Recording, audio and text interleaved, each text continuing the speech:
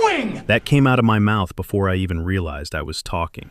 Deborah Whitlock turned around like I'd interrupted her folding laundry, garden hose in hand, water spreading across the carpet in slow, dark waves, filing cabinet in the corner already half submerged. I'm handling a maintenance issue. I looked at the yellow county notice on the door. Evidence hold.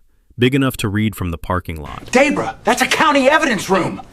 I have a key. She set the hose down, straightened her blazer, and walked right past me like I was furniture, past the deputy coming through the side entrance, past the second cruiser pulling into the lot. Orthopedic sandals squishing with every step. I just stood there watching her go.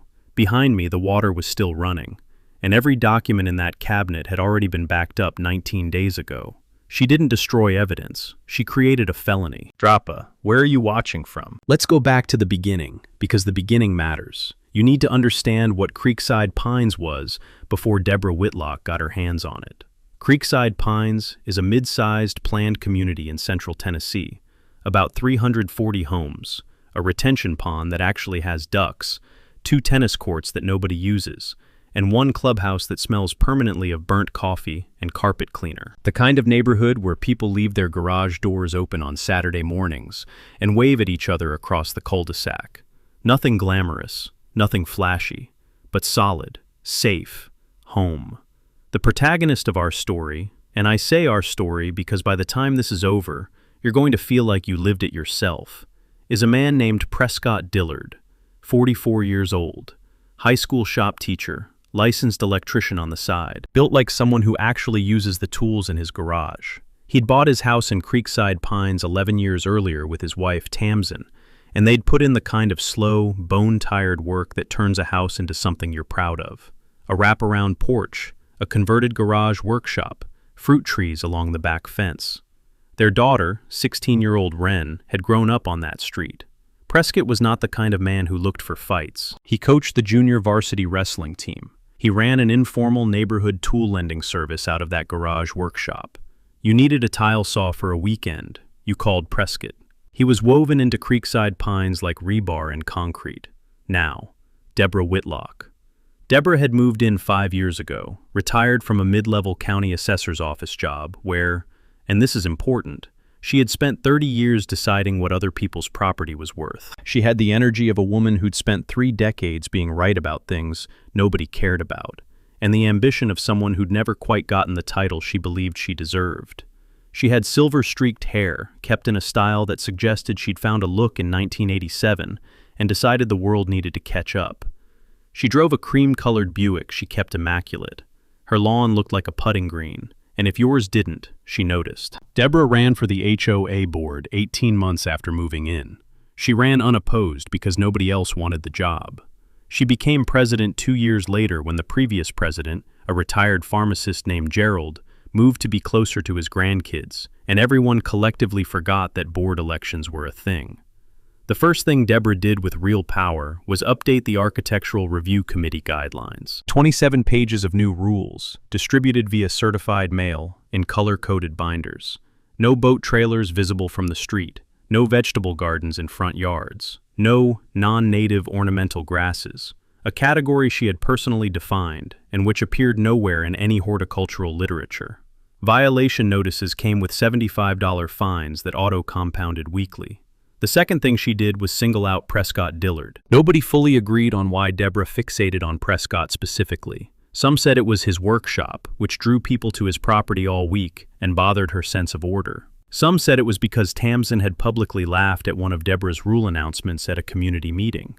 Prescott himself thought it was simpler. He was confident, he was liked, and Deborah could not tolerate a man in that neighborhood who didn't show her deference. The first unfair act came on a Tuesday in March. Prescott came home from school to find a bright orange violation notice stapled to his front door. The infraction? His fruit trees. 3 apple trees planted a decade ago, full-grown, productive, gorgeous, were classified as unpermitted agricultural installations. The fine? $75 per tree, per week, retroactive to the new guidelines' effective date. He owed, according to Deborah's math, $1,800. Due in 30 days. The smell of apple blossoms was thick in the air that afternoon. It had never seemed more absurd. Prescott did what reasonable people do first. He wrote a letter, polite, factual. He cited the original HOA covenants from 2003, the actual founding document, not Deborah's updated binder, which stated clearly that mature plantings established prior to 2015 shall be grandfathered under existing standards. His apple trees were planted in 2013. He attached photographs with timestamps. He attached his original landscaping permit from the county. He hand-delivered it to Deborah's mailbox. She fined him anyway. Not the original $1,800. She added a $150 non-compliance administrative fee for submitting his appeal to the wrong address being her personal mailbox, which was in fact the only address listed on the violation notice. She also informed him that because his appeal had been procedurally defective, his 30-day window had reset and the weekly fines were still accumulating. The second letter from the HOA's attorney arrived a week later. A real law firm, Whitfield and Crane, out of Nashville, 3 pages of dense letterhead informing Prescott that failure to comply could result in a lien being placed on his property. A lien on his house, over apple trees that predated Deborah's rulebook by 2 years. Prescott sat in his workshop that evening with the letter on the workbench. His daughter Wren came in to say goodnight and found him still reading it. The fluorescent light hummed. There was sawdust on everything. The bench, his forearms, the back of his neck, and the workshop smelled like cedar and machine oil, the kind of smell that means work done well. He told Wren not to worry. He didn't yet believe that himself, but he was starting to get interested. He went to the next HOA board meeting. Deborah had restructured the board so that she controlled 3 of the 5 votes. Herself, her close friend Loretta Fenn, who didn't seem to fully understand what she was voting on half the time, and a new board member named Craig Schuster, who'd moved in 8 months ago and was clearly angling for Deborah's endorsement for some future civic run. The 2 independent members, a retired nurse named Shirley Okafor and a young structural engineer named Burke Whitman, voted against Deborah's motions consistently and were systematically excluded from committee assignments. Prescott stood at the public comment podium and laid out his grandfathering argument again, clearly, with documents. Deborah listened with the patient expression of someone waiting for a child to finish a sentence. Then she explained, slowly, as though Prescott might have trouble with long words, that the 2003 covenants had been superseded by the 2022 Architectural Standards Update, which the board had ratified, and that Mr. Dillard's historical claims held no legal force under the current framework. Shirley Okafor interrupted to ask when exactly the 2022 update had been put to a community vote. Deborah said it hadn't required one. Burke Whitman said he'd been on the board in 2022 and didn't recall approving any such update. Deborah said it had been handled in executive session. You could hear the creak of folding chairs as people in the audience shifted uncomfortably.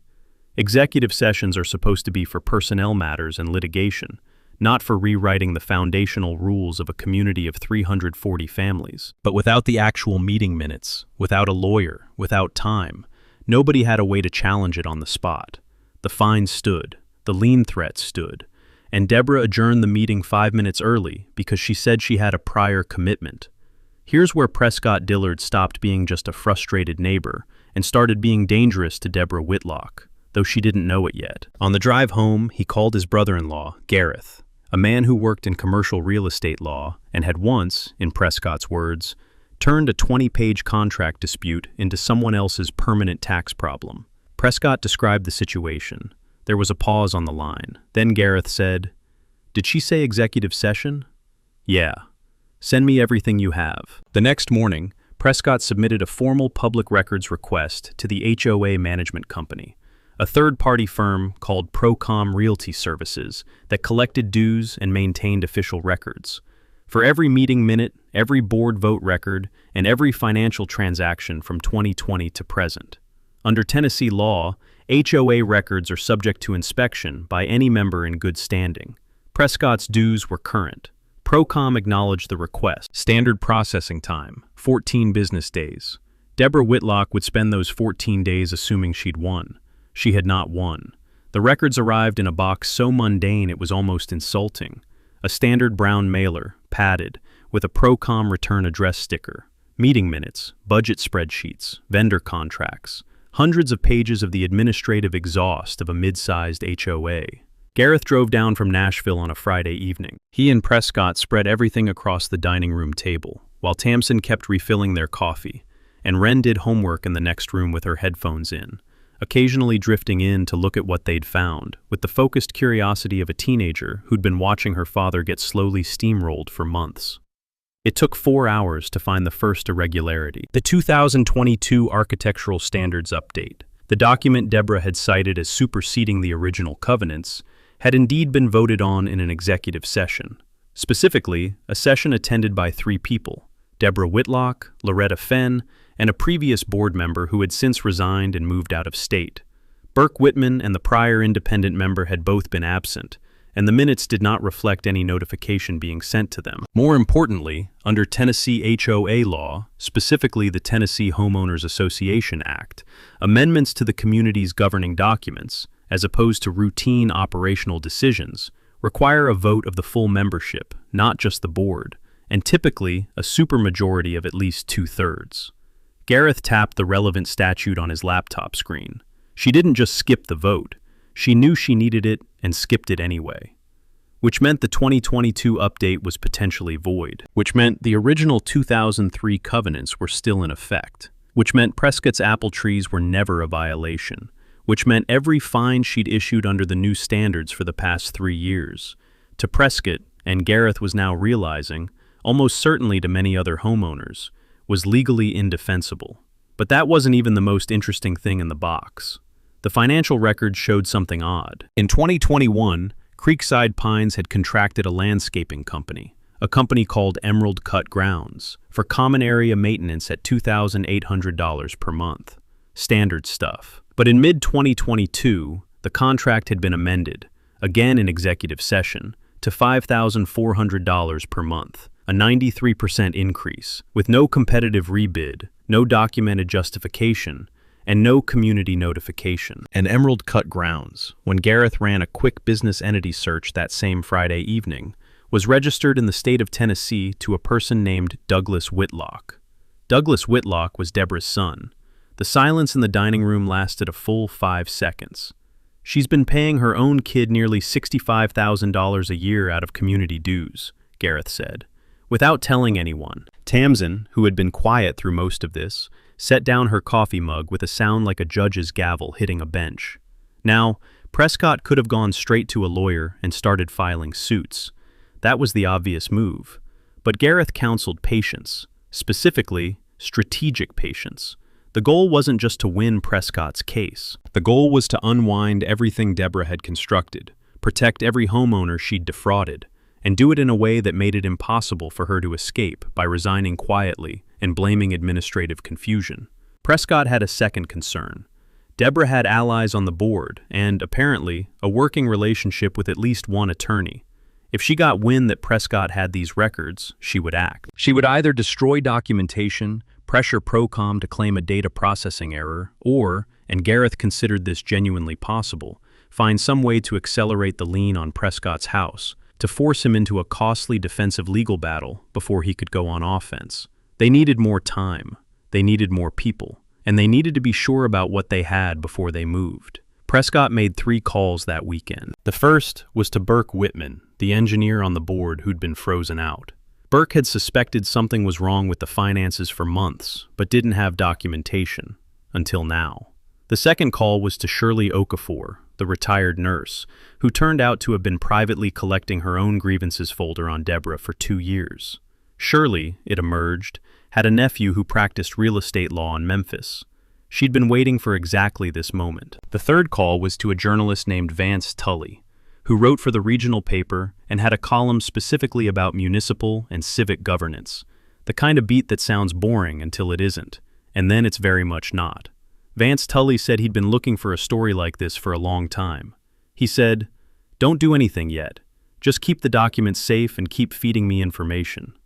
The gravel crunched in Prescott's driveway as Gareth's car pulled out that Sunday evening. The apple trees were blooming in the side yard. The air smelled like spring and, if you believed in that sort of thing, like something about to change.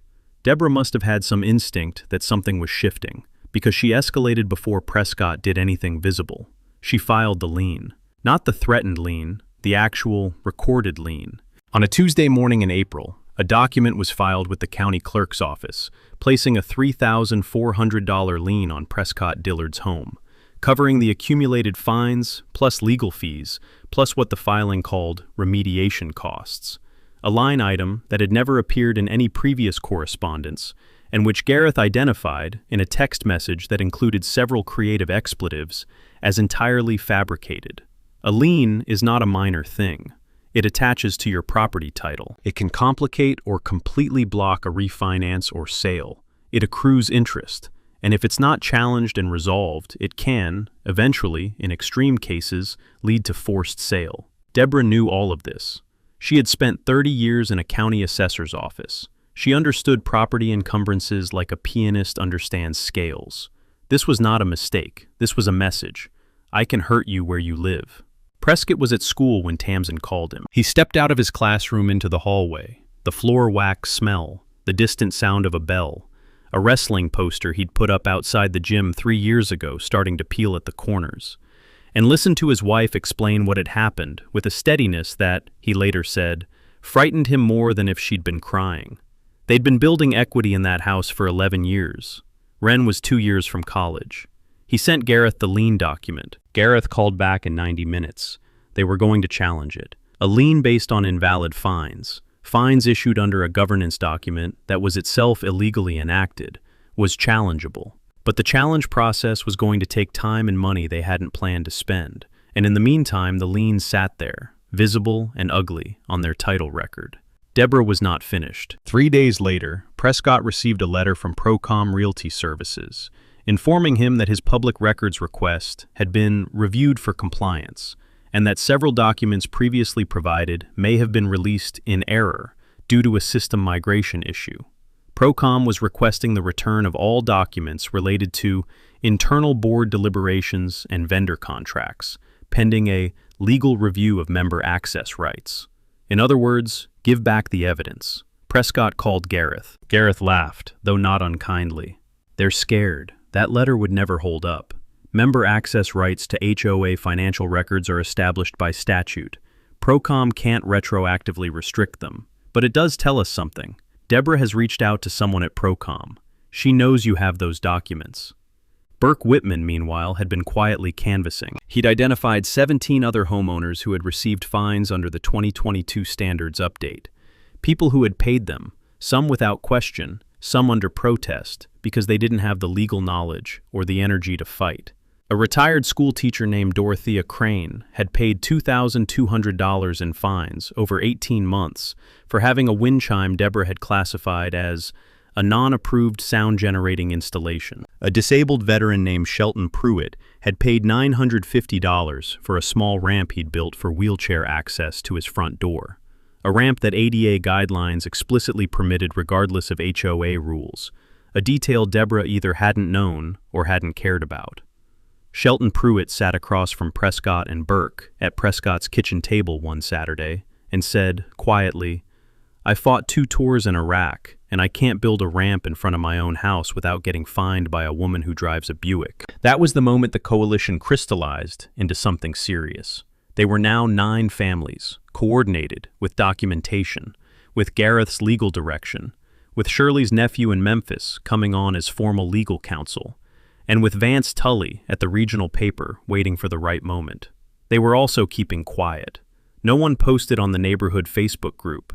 No one made angry speeches at board meetings. No one so much as looked pointedly at Deborah in the public's parking lot. When cornered animals feel the trap closing, they often do the most destructive thing available to them. Deborah Whitlock was about to confirm this principle thoroughly. But for now, she still thought she was winning. She went to the May board meeting and proposed a 12% dues increase to cover. And this is the part that makes your jaw go slack. Increased compliance management costs, meaning she wanted the neighborhood to pay for the legal fees she was racking up to sue the neighborhood. Loretta and Craig voted yes. Burke and Shirley voted no. Deborah cast the tiebreaker. The dues increase passed. It was Vance Tully who found it, and he found it because he was a good journalist who understood that the story wasn't just the HOA fraud. The story was why the fraud was possible. He'd been digging into Emerald Cut grounds, Deborah's son Douglas's landscaping company. He filed a public records request with the county, not the HOA, the county, for any permits, inspections, or business filings related to Emerald Cut operating within Creekside Pines. Standard journalistic due diligence. What came back was more than he'd asked for. Emerald Cut grounds had been cited twice by the County Department of Environmental Quality for improper pesticide application near the Creekside Retention Pond, the pond with the ducks. The citations were from 2022 and 2023. Both citations had been quietly resolved without penalty. The resolution notes referenced a courtesy abatement, a bureaucratic phrase meaning the fines were dropped as a professional courtesy. The county DEQ officer, who had signed off on both courtesy abatements, a man named Philip Whitlock, Deborah's brother-in-law, retired the previous year, now living in Florida, which meant that Deborah had not just installed her son as the community's vastly overpaid landscaper. She had used a family connection inside county government to shield that son from environmental violations that could have cost him his business license. This was no longer just an HOA governance problem. This was a potential pattern of public corruption involving a county employee, now former, and a private beneficiary with a family relationship. Gareth, when Vance shared this, was quiet for a long moment. Then, this crosses from civil HOA dispute into territory that involves the county DA's office. Here's the legal mechanism worth understanding.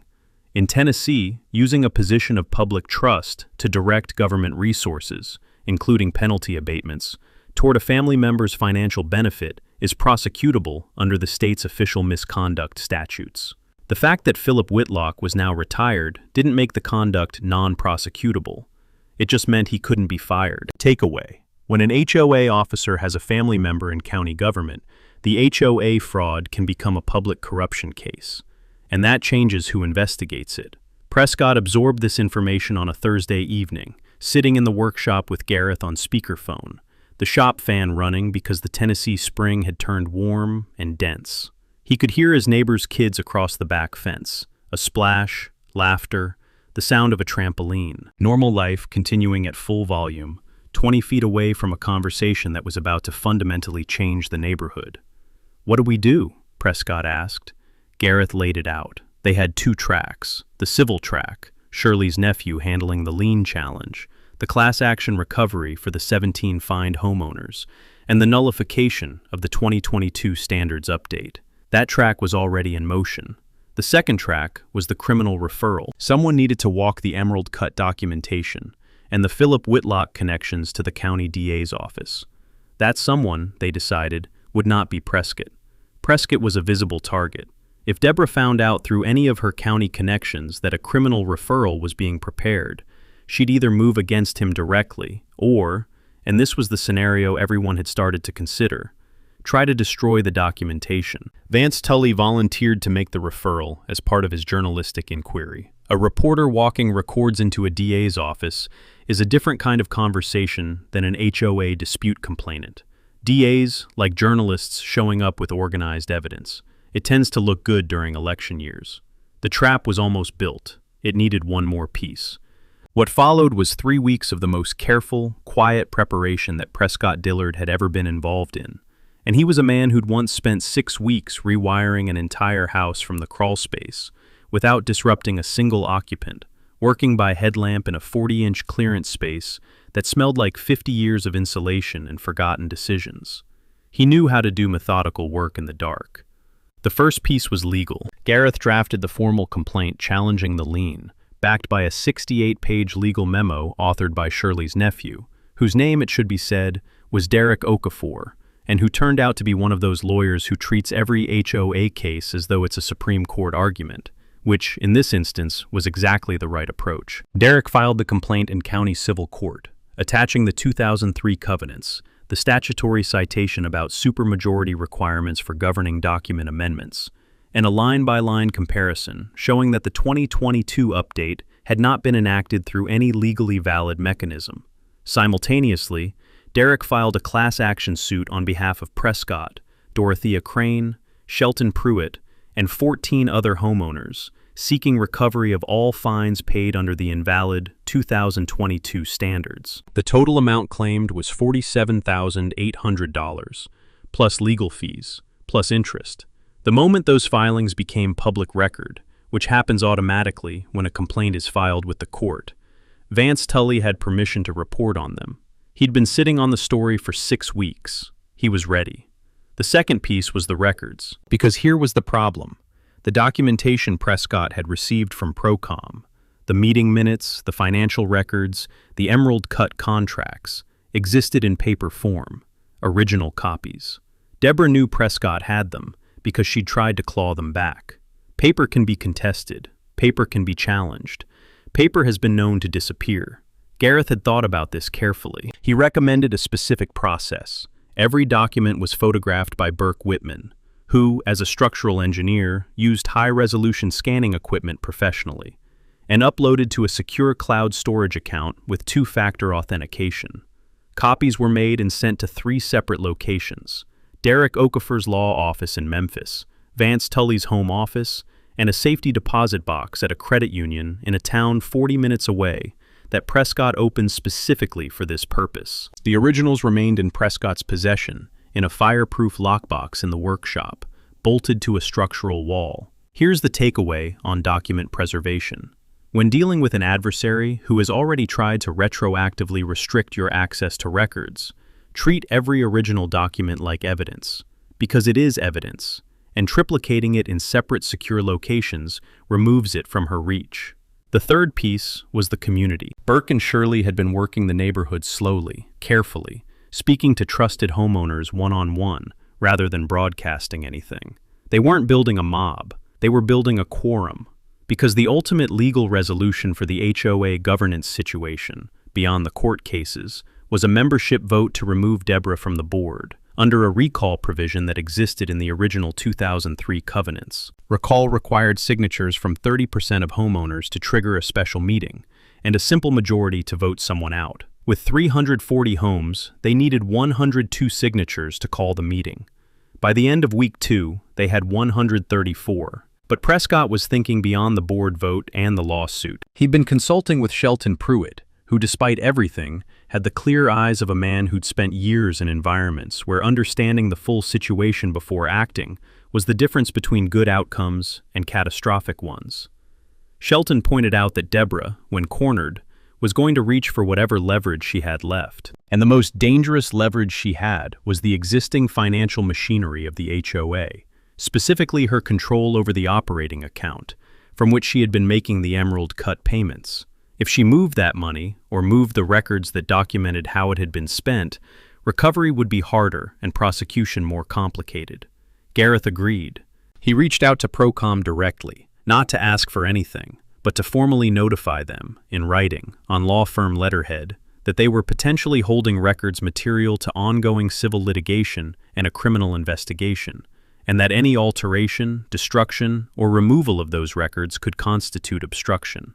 Procom's own lawyers, upon receiving that letter, immediately froze the relevant account activity and secured the digital records. That left one set of records Procom didn't control: the physical copies of the board's internal correspondence and the emerald cut contract amendments, which had been maintained in a locked filing cabinet in the HOA's administrative storage room at the community clubhouse. Vance Tully, when told about those physical files, had a brief, interesting conversation with the county DA's office. The DA's office decided they wanted to take a look at those records. An investigator was assigned. The administrative storage room at the Creekside Pines clubhouse was quietly redesignated as an evidence room pending the investigation, and a notice was posted on its door, informing all parties that the materials within were under investigative hold. The door was locked. The chain of custody was established. Everything was in order. Then Deborah found out. The investigative hold notice appeared on the clubhouse door on a Wednesday morning. By Wednesday afternoon, Deborah Whitlock knew about it, because Loretta Fenn had gone to the clubhouse to drop off cookies for a resident event. Loretta baked. It was her main contribution to the board, and everyone agreed the cookies were genuinely excellent, and had seen the notice and called Deborah immediately. What Deborah did next unfolded over the following 72 hours. And it's worth going through it carefully because each move she made was both understandable in the logic of a person who believes she can outmaneuver everyone around her, and catastrophic in the logic of everyone watching. First, she called Whitfield and Crane, the the Nashville firm that had been handling HOA legal matters. The call, which one of the firm's paralegals later described to Vance Tully as the most alarming client conversation I have witnessed in 11 years of practice, consisted of Deborah asking whether there was any legal mechanism by which the investigative hold could be challenged or the records preemptively transferred to HOA attorney custody. The firm told her no, explained that obstructing an active investigation was a criminal matter, and strongly advised her to do nothing and contact a personal criminal defense attorney immediately. Deborah thanked them and hung up. She did not contact a criminal defense attorney. Second, she called Craig Schuster, the board ally, and had a conversation she apparently believed was private. Craig, who was not the most steadfast individual when the weather changed, had received his own letter from Derek Okafor's office that week, informing him that board members who voted to approve fraudulently structured contracts could face personal liability. Craig had been quietly panicking since Tuesday. He told Deborah he needed to think about things. Deborah told him there was nothing to think about. Craig said he was going to call his own lawyer. Deborah told him that was not necessary. Craig called his own lawyer anyway. Third, and this is where the rational mind struggles to follow her, Deborah went to the clubhouse. It was a Thursday evening. The community pool had just opened for the season, and there were families there. The sounds of it, the chlorine smell carrying across the parking lot, kids shrieking in that specific register that means joy rather than injury. The clubhouse administrative wing was accessible through a side entrance to which Deborah, as HOA president, still had a key. She went in through the side entrance. She walked past the notice on the storage room door. The notice that explicitly stated the room's contents were under investigative hold, that unauthorized access was prohibited, and that a county investigator had logged the chain of custody. She had the storage room key on her keychain. She opened the door. She looked at the filing cabinet. She looked at the documents inside. She looked at the utility closet visible through the storage room's interior access door, where the building's maintenance supplies were kept. And then, and investigators would later piece this together from the water damage pattern, the surveillance footage from the parking lot camera that captured her vehicle, and the timing of her entry and exit, and a set of wet orthopedic sandal prints tracked through the hallway. She went into the maintenance closet, found the spare garden hose coiled on a hook next to the utility spigot, attached it, ran it back through the storage room door, turned on the water, and left. The water ran for approximately 4 hours. The storage room had industrial carpet and no floor drain. By the time a night shift maintenance worker noticed water seeping under the door at 11:30 p.m., the room had approximately 3 inches of standing water. The filing cabinet's lower 2 drawers were submerged. The documents inside, the physical originals of the board correspondence and vendor contract amendments, were saturated, with significant ink bleed and material degradation. The maintenance worker called the clubhouse emergency line, which forwarded to Procom, which had a protocol for property damage. The police were called as part of the standard property damage report. The responding officer noticed the notice on the door, the one marking it as an active evidence room, and called the county investigator's office. By midnight, the county investigator was on site. By 1 a.m., a crime scene technician had been called. By 2 a.m., the room was cordoned off with yellow tape, and Deborah Whitlock's name was in a report. But here is the thing Deborah did not know, the thing that converted her act of desperation from possible obstruction to unambiguous prosecutable evidence destruction. Every document in that room had already been scanned. The digital copies existed in 3 separate locations. The cloud backup timestamp predated the flood by 19 days. What she had destroyed was, from an evidentiary standpoint, a second copy of evidence that remained entirely intact. She had flooded a room full of water-damaged echoes. Prescott found out at 7 a.m. on Friday. Gareth called. She flooded the evidence room. Prescott was quiet. "I know," Gareth said. "I know. But listen, the copies are safe. Derek has them. I have them. The safe deposit box has them. What she flooded was a room full of records we'd already photographed. The investigator knows this. The DA's office was briefed this morning. She flooded a county evidence room," Prescott said. "An evidence room in an active investigation." Yes. Yes. In law enforcement terms, what Deborah had done was a multi-charge event. The flooding itself was criminal mischief, property damage to a government-designated space. But because the room had been formally designated an evidence room under an active investigation, the act also potentially constituted tampering with physical evidence, obstruction of justice, and, depending on prosecutorial interpretation, attempted destruction of evidence, a separate charge carrying its own sentencing range. These aren't minor administrative matters. These are felony-adjacent offenses. Here's the critical legal mechanic your HOA enemies don't know. Once a space is formally designated as an evidence room by law enforcement, anything done to that space or its contents becomes a criminal act, regardless of whether the evidence is successfully destroyed. And even if the person had a key, the DA's office had been moving at a steady, methodical pace on the underlying financial fraud. The flooding accelerated everything. It demonstrated consciousness of guilt, a legal term meaning the defendant's own actions indicate awareness of wrongdoing, in the most visually unambiguous way possible. No jury in the country would look at a woman who flooded a locked evidence room and conclude she'd had innocent intentions. Prescott spent Friday quietly. He taught his morning classes. He spotted 2 of his wrestlers during an afternoon practice. The gym smelled like sweat and rubber mat, the familiar creak of the bleachers. His guys doing what they'd been trained to do, controlled and careful. And he thought about what Gareth had said months ago. The goal isn't just to win your case. The goal is to make it impossible for her to escape. She had made that impossible for herself. Deborah's next 48 hours were, by all subsequent accounts, a cascading disaster. She was interviewed by the county investigator on Friday afternoon. She showed up without an attorney, apparently still believing this was a misunderstanding she could explain her way out of.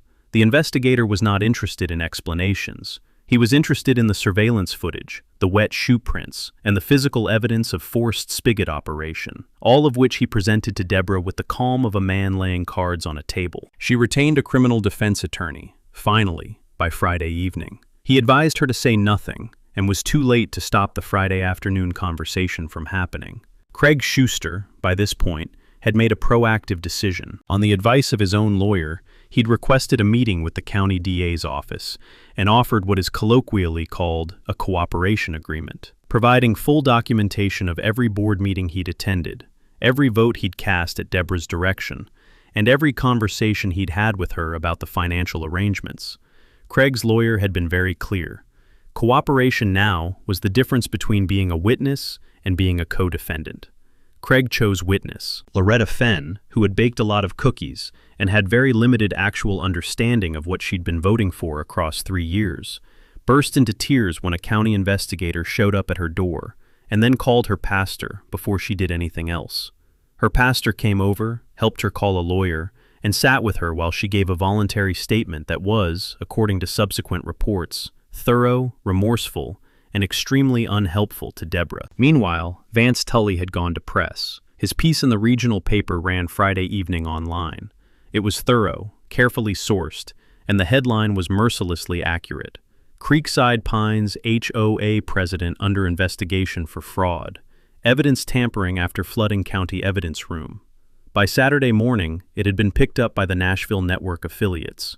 By Sunday, it was on the state AP wire. Deborah's Facebook profile, which had previously featured a rotating selection of inspirational landscape photography, went private. Her cream-colored Buick did not leave the driveway all weekend. Prescott and Tamsin sat on the wraparound porch Saturday evening with cold, sweet tea, watching the fireflies beginning in the apple tree branches. The neighborhood was audibly unchanged. The pool sounds, a lawnmower somewhere, a dog that had opinions about a passing cyclist. Everything that had been there before, none of it going away. "It's not over," Tamsin said. "No," Prescott said. "But the part where she's winning is over." The special recall meeting was scheduled for the following Thursday evening, at 7 p.m. Community Clubhouse, main room. Ironically the same building, on the other side of the wall from the still cordoned evidence room, which remained under the yellow tape custody of the county investigator. The irony of holding a community governance meeting in a building with an active crime scene in it was not lost on anyone, and it contributed to a turnout that no one in Creekside Pines HOA history could have anticipated. The room held 120 people. 187 showed up. Folding chairs were brought from the storage area. People stood along the walls. The room smelled like coffee from the urn Shirley had brought, an old carpet, and the specific low-grade tension of people who had been waiting a long time to say something in public. Two of the Nashville television affiliates had sent cameras, tipped off by Vance Tully, who was present himself with a notepad and the satisfied expression of a man whose story had grown significantly in the past week. Deborah's criminal defense attorney had advised her not to attend. She attended anyway. She came in through the main entrance 5 minutes before the meeting was called to order, dressed in a navy blazer over a white blouse, hair done, chin level. The room went quiet when she entered. Not dramatically, not with booing or theatrics, but with that particular silence that happens when a space of people collectively decide to give someone enough rope. She sat down in the front section. Her attorney, who had apparently given up on preventing this, sat beside her with a face like a man watching a slow-moving vehicle enter a very small garage. Derek Okafor ran the meeting as the homeowner's legal representative. He was precise and efficient. He presented the core facts. The 2022 Governing Document Amendment was procedurally invalid under Tennessee HOA statute. The fines issued under that amendment were legally unenforceable. The Emerald Cut Grounds contract represented a potentially fraudulent self-dealing arrangement totaling over $190,000 in HOA funds paid to the HOA president's son. A criminal investigation was active. The county DA's office had declined to comment on the investigation, but confirmed its existence. Derek then opened the floor to the recall vote. Under the 2003 covenants, the actual, valid governing document, members in good standing voted by show of hands. He asked for those in favor of removing Deborah Whitlock from the board presidency. 161 hands went up. The cameras recorded it. Vance Tully counted twice. Deborah stood up. Her attorney put a hand on her arm. She removed it. She said, and this was captured clearly on 2 camera feeds, that the recall vote was illegitimate because it had been organized by a campaign of misinformation, and that the legal actions against her were politically motivated. She said that she had dedicated years of her time to protecting the community's standards and property values. She said that the documentation being used against her had been misappropriated and misrepresented by people with personal grievances who didn't understand the complexity of HOA administration. She was still talking when the side door of the clubhouse opened. 2 county sheriff's deputies walked in. They were not dramatic about it. They didn't wait for a pause in Deborah's speech. One of them simply said her name, Ms. Whitlock, clearly and firmly, the way people who have practiced the moment do it. The room did not gasp. It went into that deep quiet again, the kind that has weight. Deborah turned. She saw the deputies. She saw the cameras. She saw 187 of her neighbors. She looked, for a moment, very much like a person finally confronted with the full consequence of a choice made months ago, in a dark room with a garden hose. The charges read to her in that room, later confirmed by the DA's office, included felony evidence tampering, obstruction of justice, and breach of fiduciary duty in connection with the fraudulent contract awards. The criminal mischief charge for the flooding was almost an afterthought by comparison. Her attorney, to his credit, stepped in professionally and efficiently. There were no handcuffs. She was being served a summons and arrest warrant for a scheduled surrender, not a live collar. But the moment was real. The legal jeopardy was real. Shelton Pruitt was sitting 3 rows back. He didn't cheer. He didn't say anything. He just watched, with the quiet attention of a man who's learned that the most important moments don't need narration. Prescott Dillard was standing along the back wall. When his eyes met Tamsin's across the room, she pressed her lips together in the small smile of someone who has been right about something for a very long time. The meeting adjourned, the cameras packed up. Deborah Whitlock walked out under summons into the Tennessee night, past the yellow tape on the evidence room door, past the apple blossom smell coming from the side yard of a house she'd spent 4 years trying to damage. The apple trees were fine. The legal resolution took 14 months, which is fast by legal standards and slow by the standards of people who'd been living with the consequences of Deborah's rule for years. The civil class action resulted in a settlement of $61,400, the $47,800 in invalid fines plus interest, paid by the HOA's directors and officers' liability insurance carrier, which had a very unpleasant conversation with its underwriters afterward. Every homeowner who'd been fined under the 2022 standards received a full refund with a formal letter of apology from the new board. Dorothea Crane used her $2,200 refund to buy a new wind chime. She hung it on the porch facing Deborah's old house. The criminal case moved more slowly, as criminal cases do. Deborah Whitlock entered a guilty plea to a reduced charge of obstruction of justice, a Class E felony, and breach of fiduciary duty as a misdemeanor. She avoided prison under a negotiated agreement that included 2 years of supervised probation, 300 hours of community service, and full restitution to the HOA for the fraudulently paid Emerald Cut contracts, $193,600, to be paid over 5 years.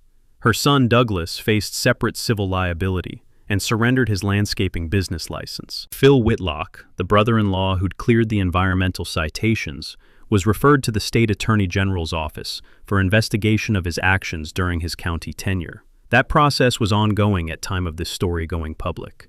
The HOA board was reconstituted. Burke Whitman became president.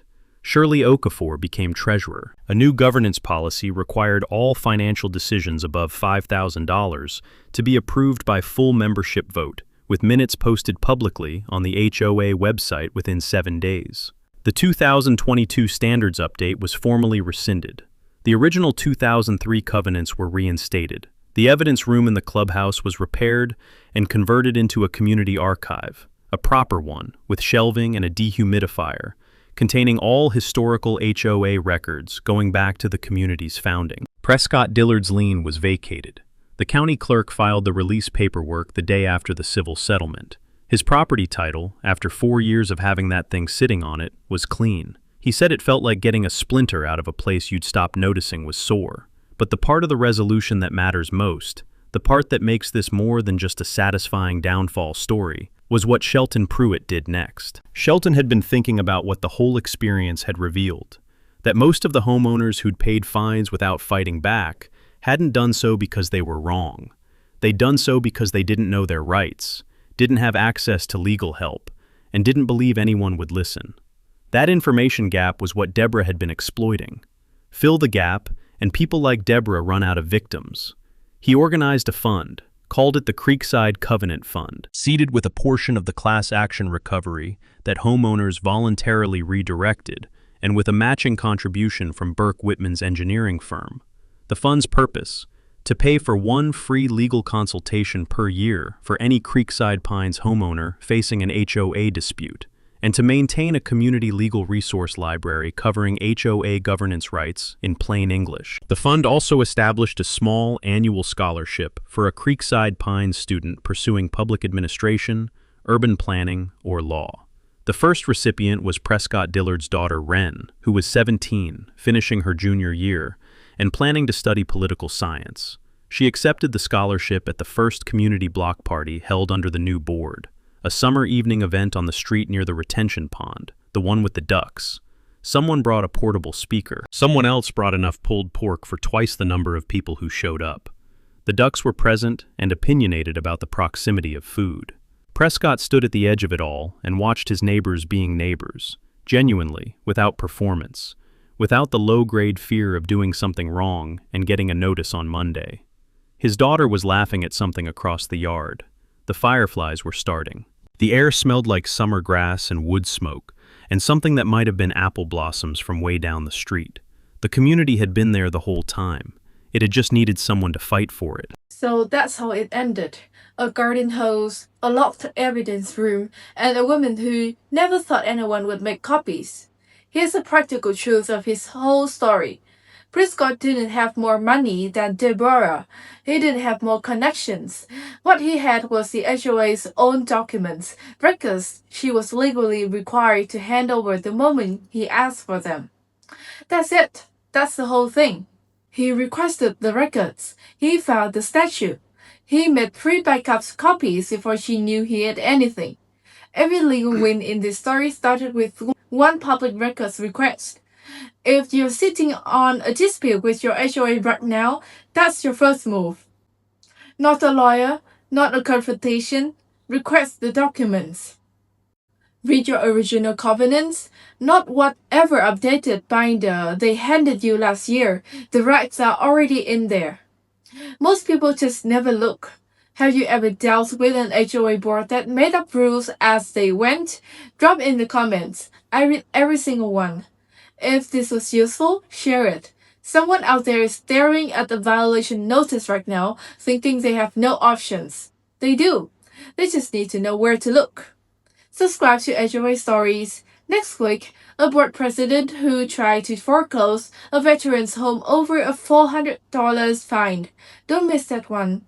She had the key. He had the copies. Know which one matters.